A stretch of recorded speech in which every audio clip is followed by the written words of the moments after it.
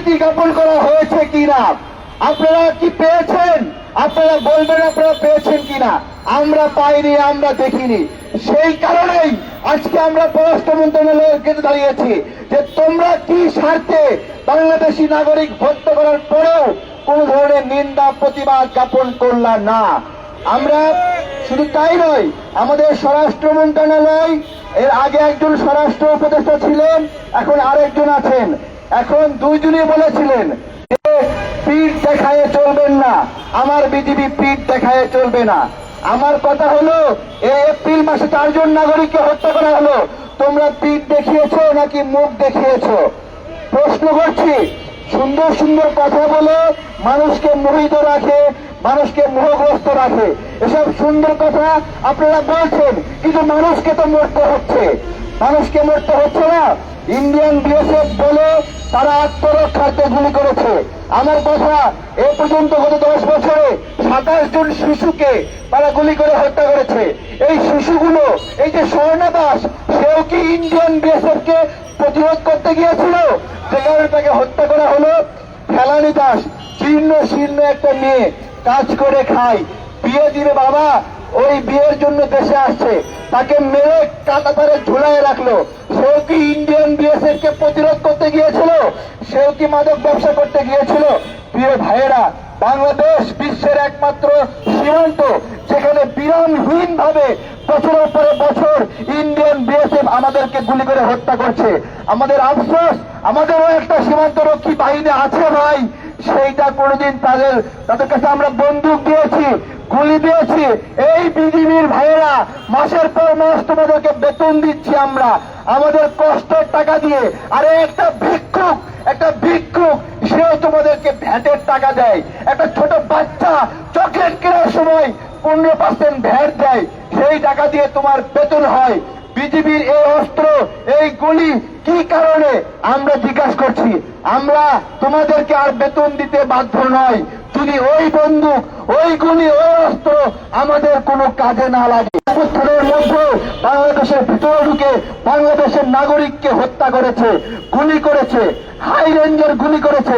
এই পৃথিবীর একটা গুলি ইন্ডিয়ান বিএসএফ এর বিরুদ্ধে কাজে লাগলো না ভাই। এত টাকা বেতন দেয় আমরা, এত বড় বিজিবির দপ্তর, এত বড় বড় অফিসার শুধু গরম গরম কথা বলে আমাদেরকে আকৃষ্ট করে। আমাদের কথা পররাষ্ট্র মন্ত্রণালয় আজকে আমরা অবরুদ্ধ করে রেখেছি। আমরা পররাষ্ট্র মন্ত্রণালয়ের ভিতর থেকে 1 2 সচিবকে আমরা বলবো আমাদেরকে পররাষ্ট্র উপদেষ্টার সঙ্গে কথা বলার সুযোগ করে দেন। আমরা জিজ্ঞাসা করতে চাই, ওনার হাঁটু কাঁপে কেন? আমরা এখান থেকে স্মারক দিয়ে স্বরাষ্ট্র মন্ত্রণালয়ে যাব, আমরা ওনাকেও জিজ্ঞাসা করবো। ঝুলায় কথা বলেন উনি, সুন্দর করে কথা বলেন, মানুষ মনে করে বোকা শোকা লোক কিছু বোঝে না, এরকম একটা ভাব ধরে থাকে সহজ সরল মানুষ। কিন্তু আপনি আমার এইখানে আপনাকে কেন প্রয়োজন? বাংলাদেশের নাগরিকদের সুরক্ষা দিবেন, সুরক্ষিত করবেন, তাই নয়? সেই বার্গেনিং এ আপনারা সফল নয়, সেই বার্গেনিং এ আপনারা পারেন নাই। ওইদিকে চীন এবং পাকিস্তান, এই 2 দেশের সঙ্গে ভারতের বৈরিতা চলছে। বাংলাদেশকে সিদ্ধান্ত নিতে হবে তারা ভারতের পক্ষে অবস্থান নেবে নাকি চীন এবং পাকিস্তানের নৈতিক পক্ষ নেবে। কেন বলছি? এইটা আমাদের আন্তর্জাতিক রাজনীতির একটা অংশ যে আমরা ভারতের দ্বারা যে নিপীড়নের শিকার হয়েছি, এই নিপীড়নের পরেও আমরা চীন পাকিস্তানের সমর্থন নেব নাকি ভারতের পক্ষ নেব। এই পক্ষ নেওয়া এই জন্য জরুরি, এইটা প্রতিশোধ নেওয়ার সময় ভাইয়েরা 10 বছরে শত শত হাজার মানুষকে হত্যা করেছে ইন্ডিয়ান বিএসএফ। তার প্রতি উত্তরে আমরা যদি এখন ভারতের পক্ষ নেই তাহলে হবে না। 1971 সালে পাকিস্তানের সাথে যুদ্ধ হয়েছে, সেই যুদ্ধে আমরা বিজয়ী হয়েছি, পাকিস্তান ক্ষমা চেয়েছে। আমরা সব সময় তাদেরকে বলবো তারা সঠিক কাজ করেনি। কিন্তু 2025-এ এসে আমি বলতে চাই, ভারতের চেয়ে পাকিস্তান এই মুহূর্তে অনেক ভালো মানের বন্ধু।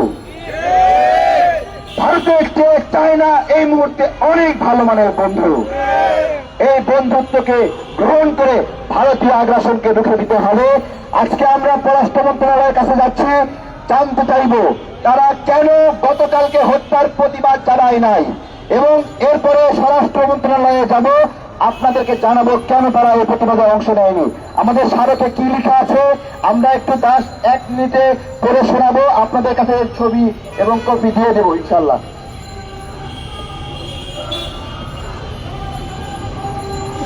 বরাবর পররাষ্ট্র উপদেষ্টা বাংলাদেশ সচিবালয় ঢাকা, বিষয় ইন্ডিয়ান বিএসএফ কর্তৃক সীমান্তে বিরামহীন নাগরিক হত্যা বিষয়ক আবেদন, হত্যা বিষয়ক আলোচনা। যথাযথ সম্মান প্রদর্শন পূর্বক অবগতি করছি এই এপ্রিলে 4 মাসে 4 বাংলাদেশিকে এপ্রিল মাসে 4 বাংলাদেশিকে খুন করেছে ইন্ডিয়ান বিএসএফ। এর মাঝে শুধু ঝিনাইদহে 2 নাগরিককে হত্যা করেছে। ঝিনাইদহের কল্যাণপুর সীমান্তে ওয়াসিম হোসেন নামে এক যুবককে পিটিয়ে হত্যা করেছে বিএসএফ।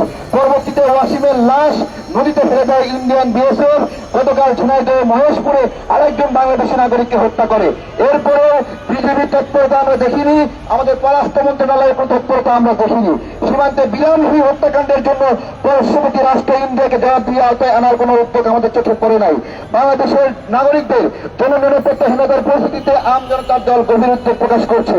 আমরা নানা সময় কটকদের কথা শুনে আসছি, আর পিঠ দেখা অন্য হবে না ইন্ডিয়ান বিএসএফ এর সাথে। সেই বক্তব্যে আমরা আশা জাগলেও কোনো বাস্তবায়ন আমাদের চোখে পড়ে নাই। আমরা জানতে চাই এই হত্যাকাণ্ডের ঘটনায় কোনো ইন্ডিয়ান বিদেশ বিষয়ক কর্মকর্তাকে ডেকে শোকজ করা কেন হলো না। আমরা দেখেছি ভারতে বাংলাদেশের নাগরিকদেরকে আটক করে হয়রানি করা হচ্ছে, বাংলাদেশের নাগরিকদেরকে।